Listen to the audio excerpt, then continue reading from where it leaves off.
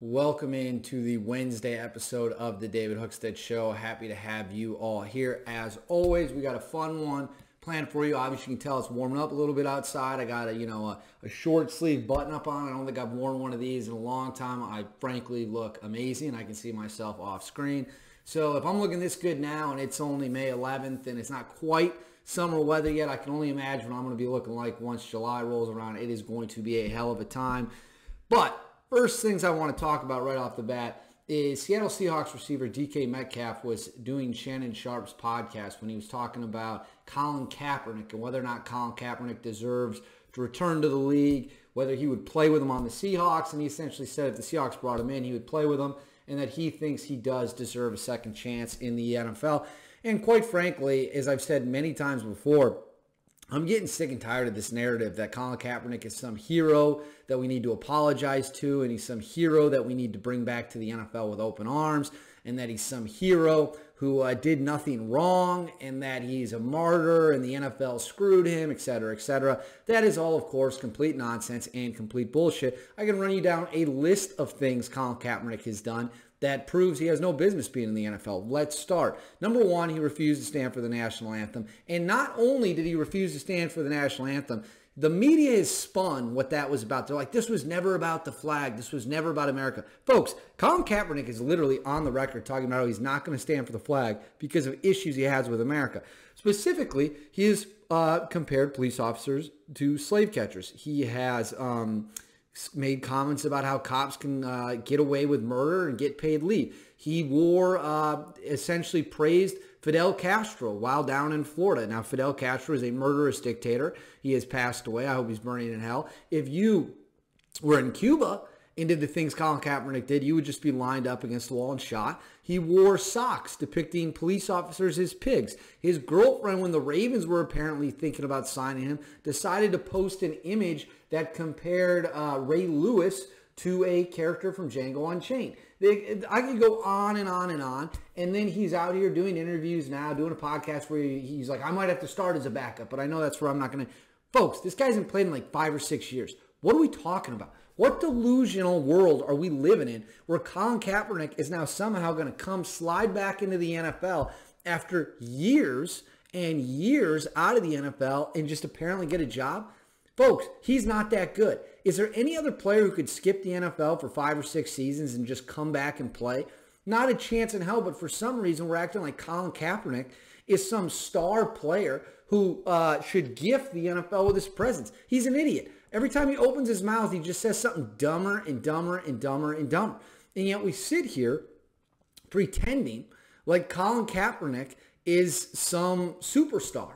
And quite frankly, that is just not the truth. Colin Kaepernick is a loser. He is not a hero. He's a bum.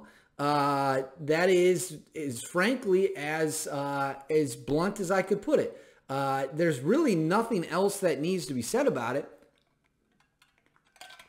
because I'm not sure how, if you don't already get it at this point, if you don't already get that Colin Kaepernick is a bum by now, I don't know what to tell you. Colin Kaepernick is a loser. He's not a hero. He is not someone you want to idolize. He's made nonstop dumb comments, and that is the reality of the situation, and I'm not going to sit here and pretend like it's not the reality of the situation. All right, next, Tom Brady. Tom Brady has landed a job with Fox Sports after he retires as a broadcaster, lead NFL analyst, making $37.5 million a year. Let me repeat that for everyone.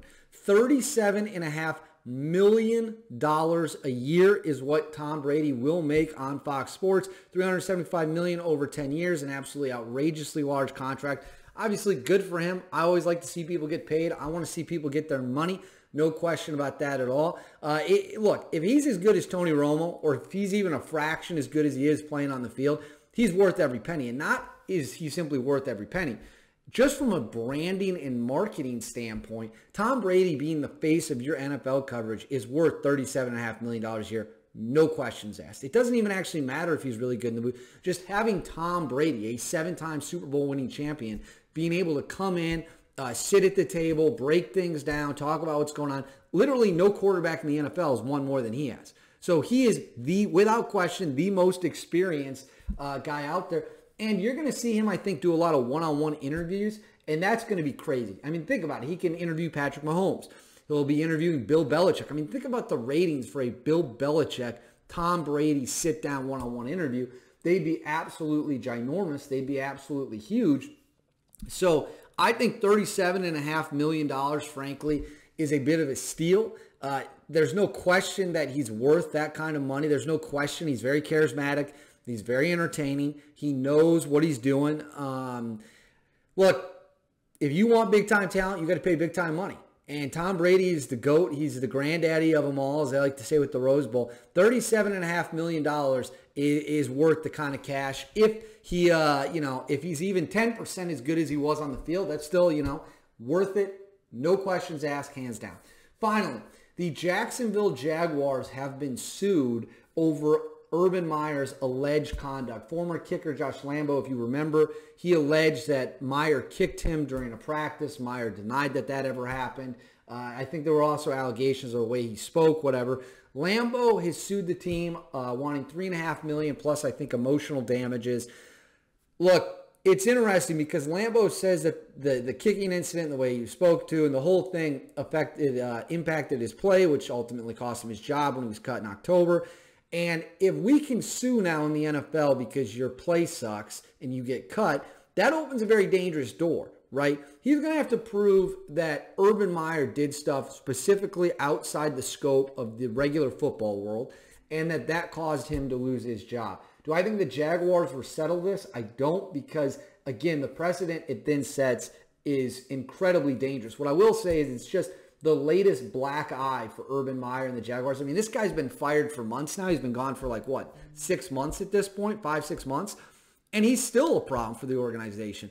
I mean, this dude is like a nuclear bomb. Even after the explosion, the radiation fallout just lingers around and stays there for an extended period of time. It is unbelievable. I don't know what the Jaguars are going to do, but has there been a worse hiring than Urban Meyer in the past 40 years in sports?